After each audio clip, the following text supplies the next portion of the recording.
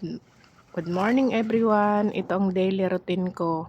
Ang maglagay muna ng pagkain sa mga alaga ko bago ako magtrabaho. Inuuna ko muna sila. Ayan na. Isa-isa na silang bumababa. Oh. Oh, 'di ba? Sarap sa pakiramdam pag nakikita ko sila na madami. Kanya na, oh. Bababa, aakyat, bababa. Bababa na naman uli. Ganito lang ang gawain ko dito tuwing umaga. Sabado kasi ngayon, walang pasok kaya alas 6 ako nagigising. Bago ako bumaba, uunahin ko muna sila. Pag may pasok naman, alas 5 ako nagigising. Medyo maaga-aga, pero wala pa sila dito.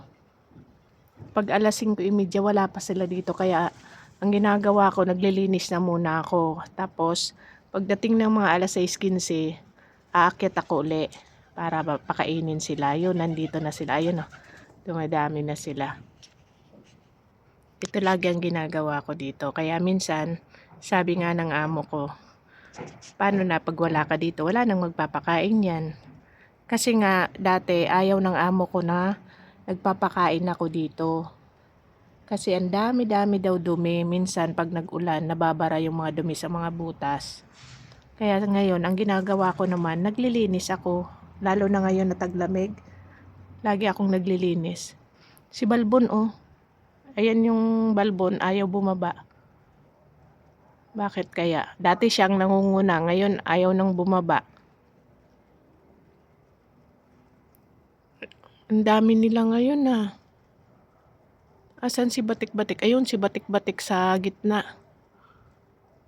Ayun pa, may palanding pa up. Ayaw bumaba. Ayun, bumaba na si Balbon. Ayan, may paparating pang isa. Ayan, oh. Ayan. Oh. Ayun yung bato-bato, oh. Siya lang mag-isang bato-bato. Hindi ko alam kung nasaan yung asawa niya. Ayan siya, oh. Oh. Yan yung bato-bato. Ayaw pa up. Bumaba na siya. Ayan. Ayan yung asawa niya pala, oh. Yun. Wild dove. Ayan sila, oh. Baba na kayo. Makikain din kayo dyan. Ayan. Ayun pa, may isa pang parating. Uy, may batik din sa ulo. Ayan, oh. May batik din sa ulo pero hindi gaanong madami. Ayan siya, oh. Saan na ba yun? Ayan, oh. Ayaw bumaba dito.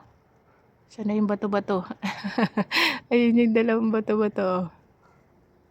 Kita nyo yan. Ayaw silang bumaba.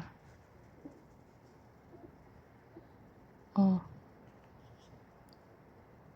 Bababa na ako. Bye-bye.